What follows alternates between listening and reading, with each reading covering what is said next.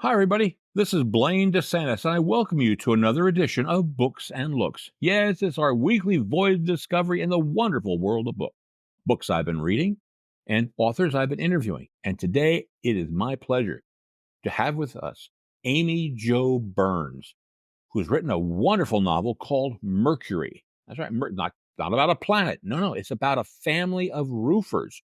Yeah. When do you read books about roofers? Well, this is one heck of a family. And we find out that Amy herself, her relatives, her family, dad, brother, they're all roofers. We found out a lot about roofing. We found out a lot about family relationships. And while this is a novel, there's also a mystery because we find there's a dead body. Oh, yes, the roofers find a dead body in the church. Oh, boy. Where'd that come from? How that happened? It's put together beautifully. We find all about this family of the Joseph family and their and the one girl who comes into the family named Marley and who eventually marries one of these roofers. And I'm going to tell you what, she puts it together. She gives us, first of all, the first section about we finding the body. Then she goes back in time and we find out what goes on in the history of these people. And then a third section in which we're even finding out a different perspective on why things happen. This is an awfully fine effort, friends. This is only her second novel, and it is a wonderful, wonderful effort. You really want to get this. It's called Mercury by Amy Jo Burns. And why don't we go right to that interview? Welcome to Books and Looks. Thank you so much for having me, Blaine. Happy to be here. Well, we are very happy to have you here. And I got to be honest with you, before we get going, I got to show everybody one of the most unique book covers I've ever seen. A roof. Now that's important, but there's a reason for that. So I loved it though. Very, very good. Hey, Amy, tell us a little bit about yourself. Where'd you grow up? Go to college? Did you take creative writing classes? How did you get started in this whole thing? Sure. So I grew up in Western Pennsylvania, which is where Mercury is set. And it's very small town. It's about an hour north of Pittsburgh, kind of something, people might call the boondocks. But when I went to college, I went to upstate New York to Cornell University and I studied what they call industrial and labor relations, which is basically labor economics, labor history, human resources. It was a really, really great background. And so I worked in human resources for a few years after I graduated, but I have always been a reader, always loved, loved, loved to read. But being a writer didn't really seem like an option for me. So I got to a point there where I said, if I get 20 years down the road and I haven't tried it, I'm really going to regret it. So I saved up some money and quit my job and wrote a book that didn't sell. And then, I ended up going to grad school in New York City and I went for creative nonfiction. And that's where I started my first book, Cinderland, which came out in 2014. So since then, it's just been writing. And, I haven't written another nonfiction since then, but Cinderland was my first book, and that was a memoir. And then I've written two novels, including Mercury. Wow. Isn't that something? Industrial and labor, that's something else. Wow. Yeah, and I'm so thankful for it because everybody has a job. Everybody finds worth in their job. Everybody gets sick of their job. So it really helps you get into why people make the choices they do, what it means to have a career. And so it has helped me a lot as a writer in thinking about fairness and how history plays out in things now. So it just touched every single area of anything a writer could ever want to cover. So I'm really thankful for it. And it's just had wonderful professors. It was a really great experience. Yeah. Fine school, Stressful job Cornell. though. Yeah. Stressful Yeah. job. Oh, I bet. I bet. Now, you said you were a big reader. Do you have any favorite authors or favorite books while you were growing up? I do so many. I think probably the books that really turned me into a reader, The Westing Game by Ellen Raskin is something I read as a child and loved it. But also The Babysitter's Club, Anne M. Martin. You can't get better than that. I mean, a series that continues to live on. When I think about writing a character-driven book, that's exactly what those novels are. They're very character-driven. So when I was a kid, I loved those. But more recently, growing up, thinking about who influenced me as a writer, I love Alice Walker. She wrote The Color Purple. That's one of my favorite novels. I love Jane Eyre. Um, in the past year or so, I've really fallen in love with Barbara Kingsolver. I think she's amazing. She's another Appalachian writer, and I've read maybe half of her books by now, and I have loved them all. So she's somebody that I find very inspiring too. Great. Wow, that's wonderful. Always like when authors like to read other authors, so that's very good. I Oh, I must admit, do. It's if I had to choose between reading and writing, I'd probably go with reading. So there you go. That's why I do what I do. I read. yeah, that's I it, don't think I right? could. Yeah, I The like best that. pastime. Yep.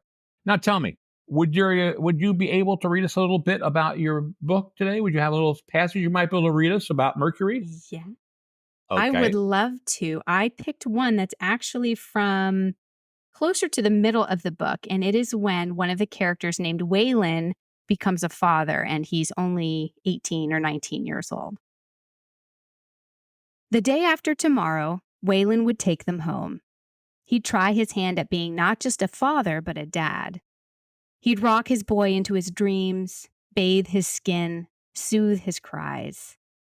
Before that night, Waylon thought he'd been working overtime to prepare for all of Theo's eventual needs: clothes, food, doctor's visits, college, if Theo was the first in the family to go. Now, as he hugged his wife and newborn close to his chest, he realized those were not the needs of real consequence. Anyone could give a shirt, a bottle, a dollar bill. Maybe a need wasn't met by what you had, but by what you never did. Wayne never wanted his son to know the gutted feeling laying waste inside him as he sat on that hospital bed, what it meant to try to save someone you love and fail.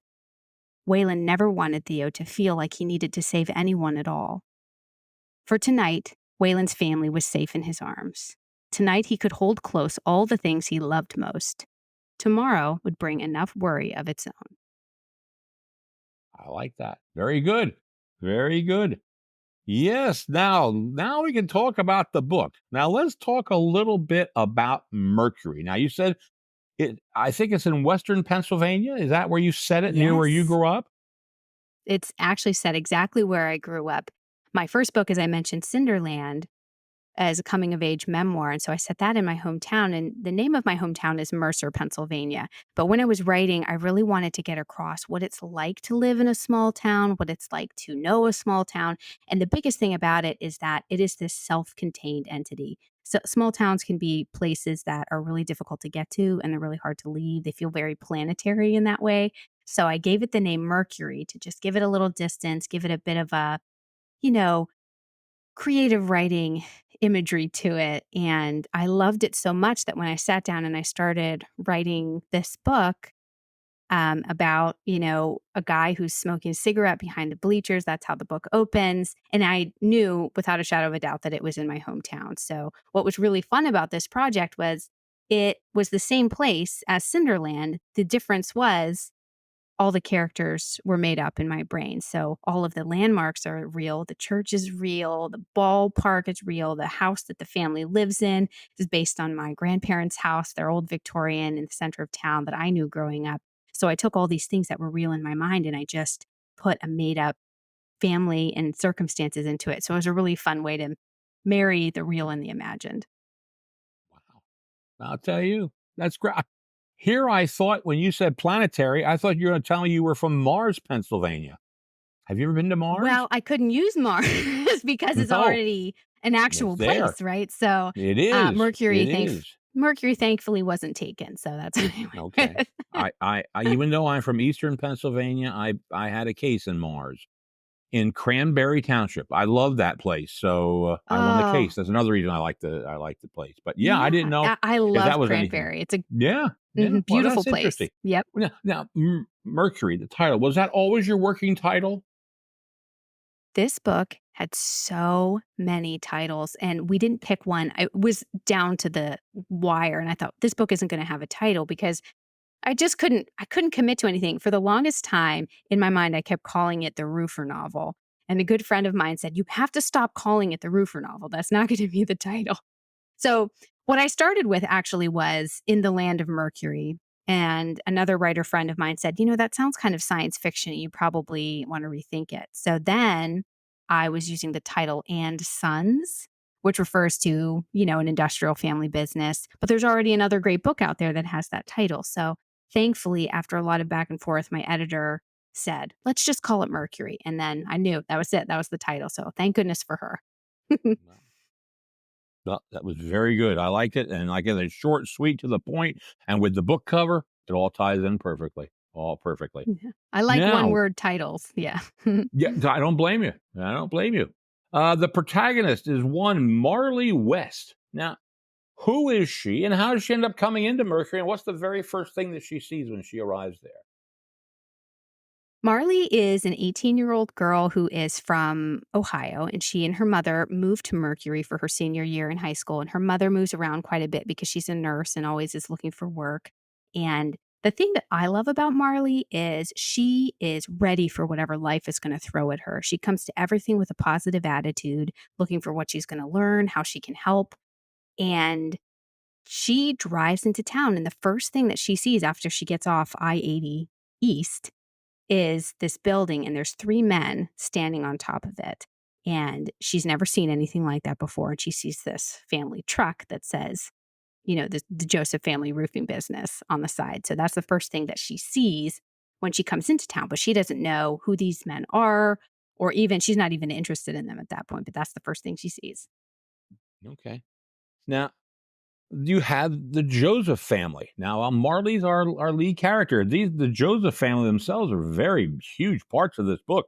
Uh, Tell us a bit about the Josephs because they're really, like I said, they're fascinating.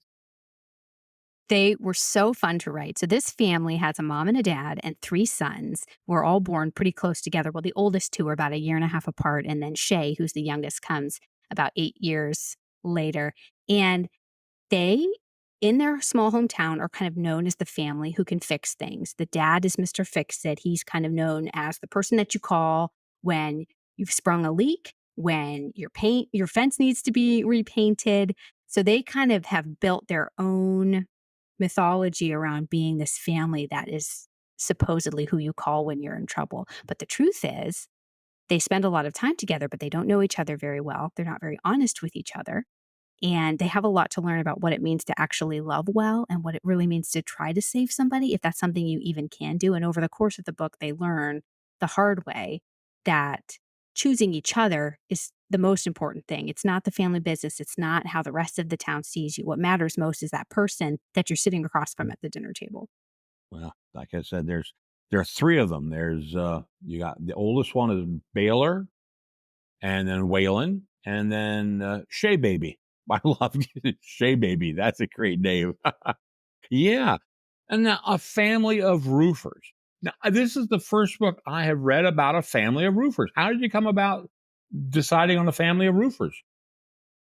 I am actually the daughter of a roofer, the granddaughter of a roofer, the niece of 2 or 3 different roofers, and the sister to a roofer. So this Oh is the my word. family business. And just like you, I had never read a book about roofers in my life. Maybe there's one out there, but I sure haven't found it.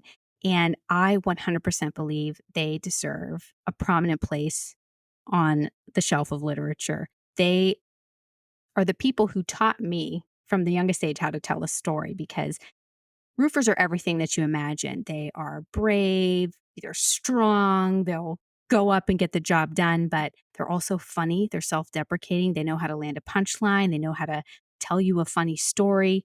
And what I learned from them is, they'll always say, "Okay, let me tell you what went wrong on this roof." But the end of the story is always, "Okay, and then we'll tell you how we fixed it." And I've learned so much from that in life, and I wanted to take that idea and apply it to a family and say, what went wrong and how do we fix it? And the truth is, some across the country, there's so many people who are blue collar workers. It's not a monolith. They're very, unique in their own ways. And I wanted to just celebrate people like that who have their own dreams, their own triumphs, their own frustrations, and just show the kind of complicated and rich lives that they're living. Very true. Very, very true. Well, I one of the minor characters, you brought her up earlier, is her mother, is Marley's mother. Now, she moves from place to place, gets to Mercury, leaves again, but she doesn't take Marley with her. And now it seems like she has found her home in Maryland. Was that something which you always had anticipated her character to do, to stay put in Maryland no matter what had happened with Marley? I was of a few different minds about it because Ruth, in my opinion, is one of the best mothers in the book. There's a 3 or 4 different versions of what it can look like to be a mother, but Ruth is somebody who gets the priorities right.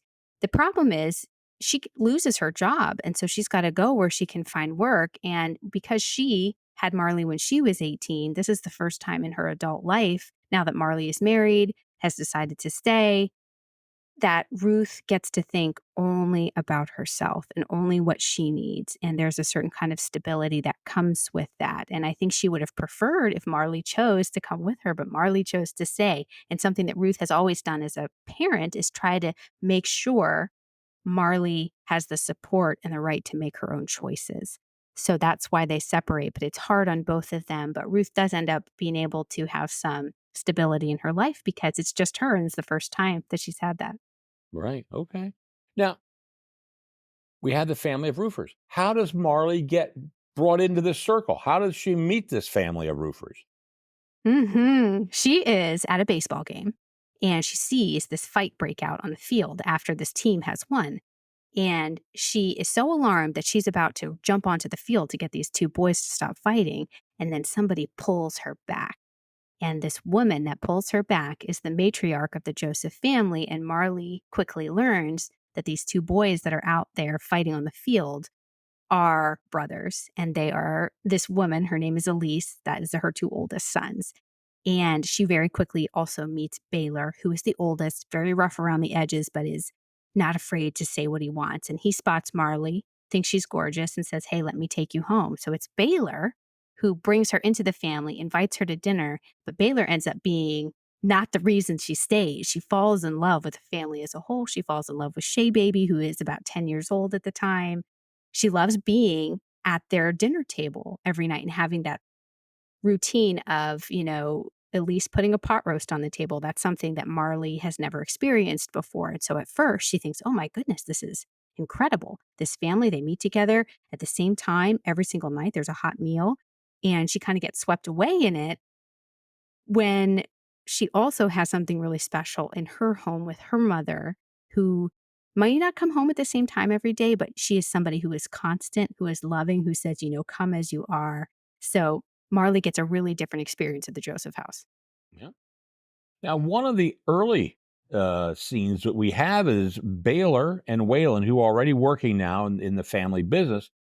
They get called to a church. Why were they called to the church, and what did they discover? They are called to the church because there's a vacation Bible school happening at this Presbyterian church, and all the kids are in the sanctuary, and this purple sludge starts to drip down from the ceiling onto the kids. And all the church moms are alarmed. So they call, who do you call in Mercury when there's a leak? You call the Joseph. So they come and check it out, and they find that there has been a leak from the steeple into the attic and down into the sanctuary. So there's a few layers, and what they need to do is go up inside that attic to get to the steeple. And that's where they find something they don't quite expect. No, they don't. No, no. And to be honest with you, because we can tell, I think, because it's the whole story build around. Yes, absolutely. They find a dead body. They find a skeleton up there. Where do they find They the do. skeleton? Yeah. So they climb up through the counting room, which is a small room in the back of the sanctuary. And when Waylon pulls the hatch to go into the attic, first of all these bats fly into his face, which is something that has happened to my dad before at our family church where we were growing up. He had that experience where he pulled the hatch and all these bats flew in his face. So I wanted to put that in the book. But as soon as he pulls it and he looks up, there is a body that is right there at the edge, kind of just waiting to be pulled out or fall out on its own. And it's been there a while and it's wrapped up. So it's clear something happened. Wrapped up in some dyed purple robes, if I'm not mistaken. Yep. It's robes. And then he's got like giant industrial saran wrap wrapped around the body. So it's clear something went down. Someone was trying to hide it. but nobody knows, and everybody's very surprised because this is a small, quiet town that doesn't even have really its own full police department. So Mhm. Yeah.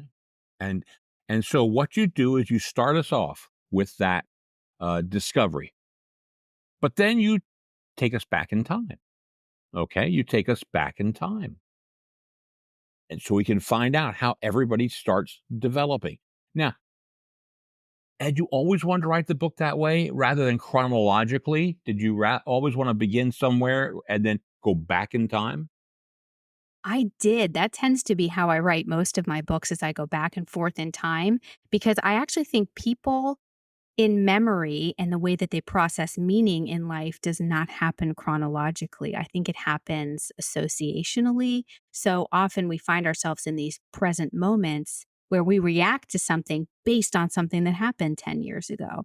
So even though they find the attic body in 1999, this story actually started in 1990 and all the things that happened in between. So I love being able to do that in fiction where you take two time periods and you push them together and there's something in that juxtaposition that creates a really interesting tension for a reader.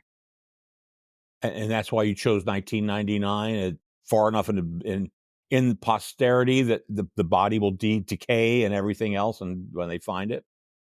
I wanted there to be some time passing, especially since we're seeing these characters grow up. All of them are teenagers when the book starts, and I wanted them to be a little bit older, kind of have some, worn memories between them. And the reason that I set it in the 90s was because at that time in Pittsburgh and Western Pennsylvania, the steel industry, which had been king there for decades and decades, had officially fallen apart. And so much of the general psyche in that area during that time was people felt like everybody had forgotten them. They wondered if the best was behind them. Are we ever going to have another story to tell since this whole thing that provided for our economy and our self worth is now gone? And that's exactly what the Joseph family is going through. And, spoiler alert, the truth is Pittsburgh did have another story to tell. They rebuilt, they became something new, and they built on the past that they have that's really unique and important. And that's what happens with the Joseph family as well, is they kind of decide what to leave and what to take with them. Hmm, wow. Well, all the boys in this book, Baylor, Waylon, and Shay, who is called Shay Baby by the mother, so you're always referring to him as Shay Baby, all fall in love one way or the other with Marley, but not mom and pop. Mr. and Mrs. Joseph don't really fall in love or fall for Marley. Why is that? Why don't they like her? Is there something that she represents that they don't like? Well, I'll start with Mick. I think his answer's a little simpler. He is too self-centered to actually care much about anybody but himself. So in his mind, he is the main character of every single story. So he sort of sees Marley, doesn't care about her much one way or the other unless it concerns with how she might help him with whatever he needs or he wants. With Elise, it's a little bit more complicated because Elise, we learn as the book goes on, is someone who never really got to make any choices of her own. She was forced into a marriage she wasn't sure she wanted. She had these kids one right after another. She ends up in the situation she's in because she has never felt the right to say no. She's never even thought that would be a possibility for her. Marley is the exact opposite. And she is somebody who has a lot of freedom. She has a husband who will listen to her when she says no. And she's very free saying, this is what I want. This is what I like. This is what I don't like. And the reason that Elise has a really hard time with that is because Elise didn't know that was an option. And so there's something in her that's saying, I didn't know this was allowed. I didn't know you could behave this way. So there's some friction between the two of them about what it means to be a woman, how you can be a mother, all these things that have really kept Elise trapped. Marley is working at setting herself free from. Do you think that the kids, Waylon, Baylor, and Shay, love their parents? Yes, I think undyingly they do in a way that they unknowingly have sacrificed bits of themselves to kind of do what they can to keep their parents whole in a way that is damaging to themselves and maybe not helpful, but they're so concerned about their parents' feelings and their well being and their ability to just be okay that they don't even realize that they're the ones that are taking the emotional kickback from that because they've always done it. You know, from day one, they've just been raised up by this really strong woman and have wanted to protect her from this man who is very mercurial, makes crazy decisions, can't really be trusted. So these are 3 boys that really love their parents, but are not sure what to do with it. Right. Well, there's certainly a lot of friction though between the boys and their father because we find out as the book goes along that he has been dipping into the till for the using the money from the business for himself and not for the kids. And obviously they resent that because I'm sure they'd like to have a few dollars for themselves and want to do something. I think it goes even farther than that, that they've known since they were young that this is not a man that I can trust with my well being. This is not a man who will maybe come to me with his honesty. This is somebody who will say one thing and do another and think only of himself, where the rest of the family is constantly thinking about how to survive, how to stay afloat. And the reason that they have trouble is because the guy in charge is not so constant all the time. So these 3 boys grow up thinking, I want to be somebody who is not like my dad. But if I'm not like my dad, what am I then? And they all 3 of them find different answers to that question. But it's a very scary thing to say, okay, if I don't want to be like my dad, who am I then? What can I be? And that is, the emotional arc, I think, for all 3 of those characters, which was really fun to write. Yeah. Now I know that we start out with Marley going over there for dinner, and then something happens, and she leaves, and next thing you know, the mother comes back. The Elise comes back to where Marley lives, and eventually convinces her to come back, place for you at the table. But she never invites Marley's mother. Hmm. Did she ever? Why? And Marley's mother was living there at the time. Why didn't she ever invite the mother? Or do you think that was implied? You come, bring your mom, or we don't want your mom. I didn't understand that. I think Elise senses that Marley is alone a lot, which she is. And Elise has learned over the course of having 3 very rambunctious boys that it can be very difficult and very thankless sometimes to be a mother. And I think that this is her way of offering support to a woman who is out working to keep a roof over her head to say, I support you. I mean, and these are things, Elise is also kind of very cold emotionally. So she speaks with her food. So this is how she sort of says, I'm going to welcome this family into town because here's somebody who's alone at 6 p.m. on a weeknight and we have an extra seat, come on over because I actually think it's her way of supporting Ruth and what Ruth is doing. Mhm. Okay. Even though they never meet and they never chat really. No, Yeah. that's true. Not that we know Mhm. of. I don't know. You never know. Yeah. Now, I have learned a lot about roofers, as I said. I appreciate them. They're not always the ones who come knocking on my door telling me that I need to have them give me an estimate and they can make things work because of insurance claims and blah, blah, blah, blah, blah. Okay. One of the things that I found out, and educate all of us on this, is the effect of weather on the roofer and the roofing business. Because good weather, bad weather, what are all what are all the implications of this?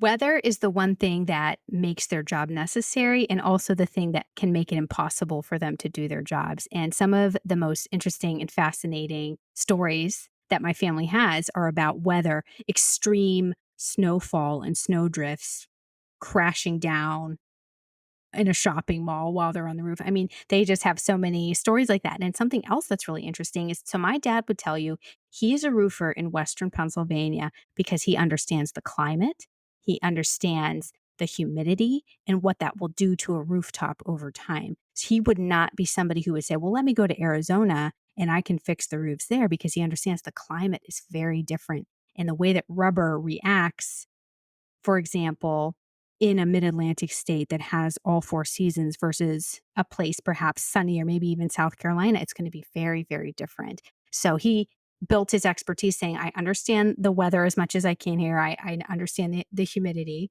And that's how he and his business created a roofing plan that will actually work and that will keep the leaks out. And so it's very fascinating. He's one of the most interesting people to talk to just because he has seen also the complete changeover of what has happened in Pittsburgh. He has papered the skyline or rubbered the skyline, I guess you could say, because he works on industrial buildings, warehouses, that kind of thing. So, there's a leak that comes from rain, but you can't fix it until the rain stops. Or if it doesn't rain and there's a drought, nobody calls you because nobody knows that their roof is leaking. So it's very, very weather dependent. So it's kind of like it can be seasons of lots of things happening and then seasons of nothing. And trying to manage that as a business is really tricky. It is, and they go far afield. I mean, that's the thing. They're not limited to the work. The Joseph family is not limited to work in Mercury. They go, I almost go into Pittsburgh. I think the way with some of the Yeah. work. I mean, yeah, got to do Absolutely. that. Yeah. Now, okay, well, that's fascinating because I never thought about that. And now, does your dad and the company, do they do all commercial roofs, or do they also do residential roofing? His company does all commercial roofing. So those are flat, low slope roofs, they're called. My brother will do a little bit. He's mostly commercial, but every once in a while he'll do a house. And I have an uncle also who once upon a time specialized in putting slate roofs up, which are really beautiful. So my dad has dabbled in that as well. But for my dad, he likes the challenge of a really big building and thinking through, what's beneath it, how you protect it, all that sort of thing. So, yes, he's commercial all the way. Uh, When I was a kid, we had an addition built on our house, and it was a flat roof, right? And I never understood why there were like pebbles or stones up in the flat roof. I Yes. now do. Mhm. I now understand that. Okay. And I'm not going to tell you, folks. Yeah. No, no. You're going to have to read this book and figure that out yourself. No. Or you can call Amy Joe. She'll tell you all about it. But Yes. fascinating. Yeah. Well, I learned so much about roofing in this book. It was wonderful. I loved it. I It was probably my favorite thing about the book because I find what they do, it's such a work of art and it takes so much artistry to do something like that to protect a skyline and protect, the history of a city. And roofers really get a perspective most people don't. They're very brave. They go up very high. They see sunrises and sunsets of a city you think you know, but you've never seen from up high like that. So those parts of the book were really fun to write. Yes. That's great. Well, now, um, Marley eventually, and we find that out from the book, your section, Marley marries Waylon. And then she's sort of in the business, but not in the business. And then all of a sudden, she's up on a roof. Tell us what happened there. Yeah. And did you ever go up on After, that roof? oh my gosh, first of all, so Waylon is afraid of heights, and I am also desperately afraid of heights. It's sort of this running joke that I can't be my dad's daughter because he does not have whatever that is that makes me afraid. He does not have it. I mean, he goes up, he'll scale. He's been on my roof, he's been on everybody's roof. And it's like I can't even like climb a ladder, step stool, and I get a little dizzy. So um I with Marley, she's just had a baby and she goes through that thing I think so many women have felt before after you have a baby and you feel like this is all I am now. Is this all I am? Is this it? So she is just really wanting to express herself in some sort of way and she's gotten into the business. She's interested in how do you market it? She's made letterhead, she's made phone calls, all these things, and she gets a call from the church that they want her to come down because she's a lot easier to deal with than Mick, who is the the person who's in charge of the business because the people at the church who are making the decision are a group of women and they don't want to deal with Mick, but they trust Marley. So they call her and that's why she goes up there and checks it out. And she gets this really satisfying feeling of saying, you know what? It's not just the men in this family who can bring in money, who can fix things. I can do it too. And it's kind of a funny part of the book because she goes up there having no idea what she's doing and the men eventually find out and they're kind of flabbergasted by it, all for different reasons. Mick kind of gets a kick out of it. Waylon's afraid for Marley's safety because he's kind of a scaredy cat. And Baylor feels threatened because he's the one that thinks like, this is my business and I'm a man and I'm going up on the roof. So she comes in and kind of rubs him the wrong way, but it ends up being really good for him. And it breaks open his mind because at least the mother has never been interested in roofing at all. So once a different woman comes in and says, "Hey, I am interested in this," they all kind of do a double take, and it teaches them, I think, about what their own prejudices have been. Mhm. Well, she made a very good deal because, you that like you point that out. "I'll do this for you, but" at a low right, but. What was the but? The but was The the but is when you need to replace this roof, you need to call us so we can do it for you. And that's she has the business mind that this family business actually needs to survive. right. Now, Elise, again, a fascinating character, mother of these children, matriarch of the family. She appears totally drained by this. When I look at that and this her whole life, she just seems exhausted by all she has to do to keep this family running. And a- again, they love her, but I don't know if they ever appreciate her. Absolutely. Yeah, I totally agree. She has been 100% taken for granted and taken advantage of. And it was really important to me to show this is what it means when there's a lack of choice on behalf of a woman, and this is how it cascades throughout generations. This is what is subliminally taught to her sons that, well, mom will fix it, mom will fix it, mom will fix it. And she's not willing to sort of push back at all. She kind of just takes it and takes it and takes it. And that's another reason why Marley coming in and being so different gives these Joseph sons a different way of looking at things, and she shines a light on their very selfish behavior. And it changes some things in a good way, but it's a rough change because it's kind of like they couldn't see it before because Elise had been taught that the right way to be a mom and a wife is to cover over everybody's sins and to smooth things over and things. And she's done that her entire life, and she's paid the price for it, mentally, emotionally, um, and the book raises the question, was that right? Did it help? Did it hurt? Because there was a period of time though where the family just had to survive, and they survived because of her. She stepped in and said, "Okay, we'll do things this way." But there's always a cost to it. Right, right. Now we go back to the father, Mick, and I don't think we're giving anything away here, but when I ask this question, um, what was his backstory? Because there's a reason he's sort of like the way he is. Could you tell us a little bit about that? Mick is emotionally stunted because he was sent to war to Vietnam at a very young age and came back completely broken and came back to a world that didn't understand what he had been through. He wasn't able to articulate it. He came back to a family and a system that was not built to support what he had been through and support that transition back into. I mean, he fought in a war and came back and said, all of a sudden I have to sit at a desk and have a 9 to 5 job. It just for him did not make any sense. He wanted to be outside, he wanted to use his hands. So he had been through something very traumatic in addition to already having some mental health instabilities that were already there. And there was not a system of care in place, and there was a lot of stigma around saying, "I need help." He was never allowed the opportunity to do that, and that also has some consequences. So when you read the book, you think, "Oh my goodness, this man is self-centered, and he's short-sighted, and he's very frustrating," and all of that is true, but it's not without cause, and it's not, when I said before, history matters. The way that we interact with each other now is so much based on the things that have happened to us, and if we're not able to process them, talk about them, think about them, it comes out in very unwieldy ways. Mhm. Well, one of the things I find interesting is that nobody ever leaves the house. Nobody leaves the house. The boys are all there. Now we've got Marley marry Waylon. They stay in the house. Here comes little Theo. They all stay in the house. That was fascinating that everybody stayed in the house. Why do you think that was? That they all wanted to stay there? Was there that emotional bond there by being in the family?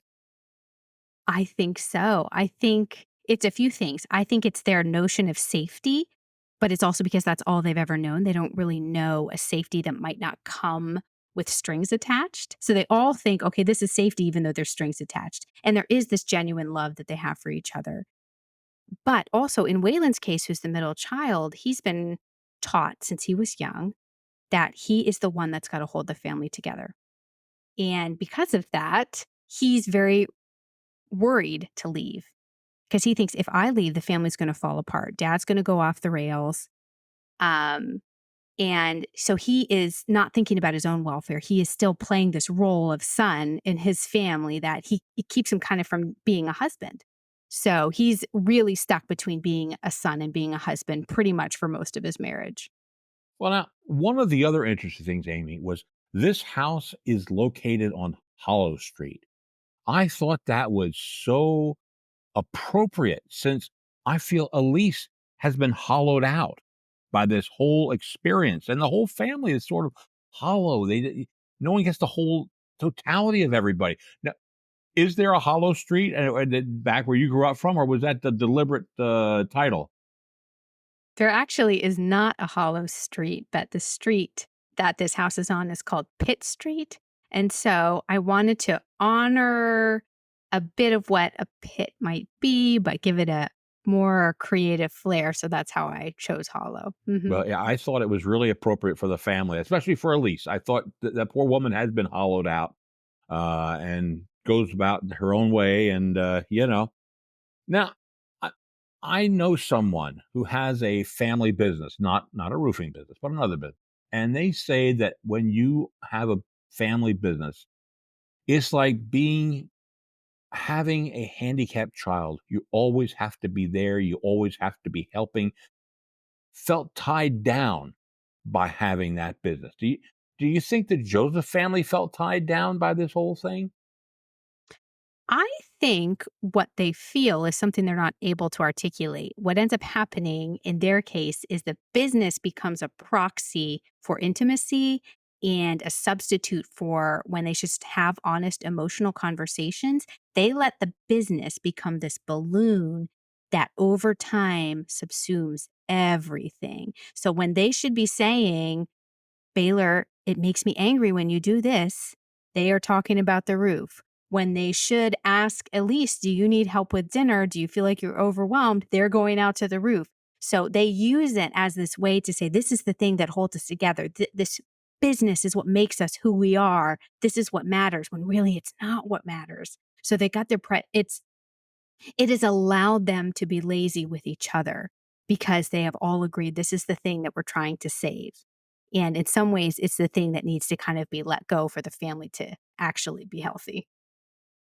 Well, now the Joseph family, it's a story about a family, about roofing, about family relationships, but it's also about secret.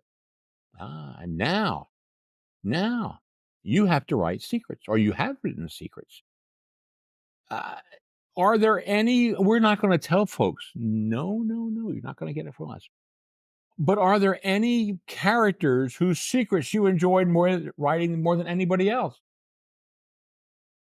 I will say something I tried to do when I was writing this book is to give everybody a specific secret and to write a book where if they actually sat down and had an honest conversation, the book would be 15 pages, but they're unable to do it. And they have to learn everything the hard way. But in terms of my favorite, I would say Baylor was my favorite character to write because he's very grisly at the beginning. You think, oh my goodness, what a jerk. But by the end of the book, he goes on this journey that is a redemptive story, a redemptive arc, but his role in everything that happens was a joy to write, and it was a challenge because how do you take somebody that's not really likable and try to make them at least understandable by the end and somebody you kind of want to root for? And that was my favorite part of writing the book were the scenes that he is in because he says exactly what's on his mind. He doesn't care who gets angry at him. And anytime you have a character like that as a writer, they're really fun to write because they kind of just are unexpected and surprise you. So he was that his secrets are my favorite, I would say. Okay. Jade. Now, Jade is a minor character, but yet plays an important role in this book, I think, especially because of her relationship with Marley. Tell us a little bit about Jade. Jade is Marley's best friend. She owns and runs a beauty salon that's in the center of town. And Marley feels at home in Mercury because she meets the Josephs and, she marries Waylon and all of that. But equally important is this best friend that she has in Jade. Jade is somebody who makes Mercury home for her. That's the first person who makes her feel at home. And what I love about Jade is that, as I mentioned before, so much of this book and the journey these women go on is their ability to make choices for themselves, the right to say no.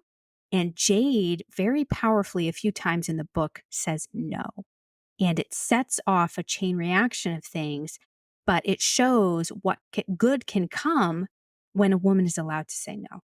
And she is under no illusions about the Joseph family. She has Marley's back 100%. And she's kind of in some ways a bit of the moral conscience of the story. I think her and Shay both are sort of have the moral center of the book. They've got these moments where you kind of zero in on what's happening emotionally in the story. So she was really fun to write too. Yeah. Well, that's interesting. Well, yeah, yeah. Again, friends, we start with a death. Okay, we've discovered death.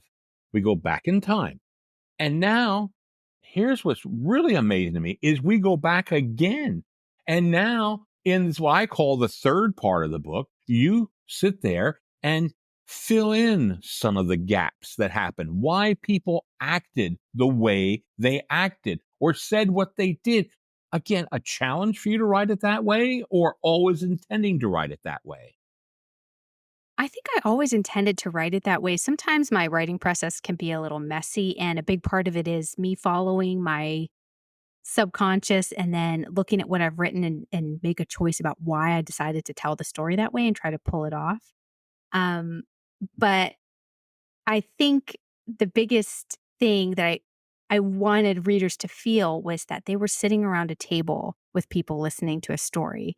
And I wanted it to feel like we are at the Joseph table together and everybody is trying to tell you what actually happened. And if you've ever been at a big family gathering and they're talking about something that happened 20 years ago, that's exactly what happened. Somebody will start and say, yada, yada, yada. And then their brother comes in and says, you think that's what happened? Absolutely not. Like, this was really what happened. And then every character kind of comes in. Every person in the family says, no, no, no, no, no, no, no. That's not what happened. Because when we tell stories, we tend to, for better or worse, make ourselves the center of it, make ourselves the hero, the protagonist. And when other people come in, they say, "No, that's not right." And I think that's sort of how we get the closest to the truth is getting these stories that kind of conflict with each other because you're getting different perspectives. So I wanted it to really feel that way, like you were kind of listening to a family tell a story. Well, I'll tell you, by the end, we find out all things. We find out who was dead, what happened. You throw some twists and some turns that was just remarkable. I loved it. This was a book that I'll tell you what. This is a book that goes on my end of the year Christmas wish list for people to get because this is a wonderful effort. I really, really enjoyed it, and Thank you so yeah, much. That means I so tell much you, to me. it was great. Now, what's next? Are you working on another book while you're talking to me? Are you typing there? Are you going to go back to? Well, I do. I like to work in the mornings. So I am working on another book. It's partly set in Western Pennsylvania, partly set in Nashville, Tennessee. Does that same thing where it's going back and forth in time. There's two separate time periods. And, there's a missing woman, a missing instrument, and all these storylines that kind of converge. So it's been fun to work on. Yeah. That's great. More to come on Are that. Yeah. are we done with the Joseph family? I don't know. When I finished this book, I thought, "Okay, that's it. That's it." I mean, I'm gonna maybe regret saying this, but I do think I'm write another book that is set in Mercury, so I think that there will be some characters that may appear. I love that idea of, world building and saying it's a real place, these families overlap, and there are other things happening concurrently, so I I would not be surprised if they appear again, but we'll see. I mean, and I'm not ruling it out. Okay. That's fair enough. All right. Well, now listen, I Yeah. I don't want to take up any more of your time. You've been so gracious. You've given us almost an hour of your time. I so appreciate it coming on. Like I said, I love this book, and you're a great guest and great writer. So great. I use that word too many times, but you are. And this book is. Oh, I appreciate it. This has Well, been a real treat. Thank you so much for having me, for reading the book with such an open heart, and for having such a fun conversation. Amy, thank you so much for appearing on Books and Looks. It is just wonderful. Folks, I gush over this book because I enjoyed it so much.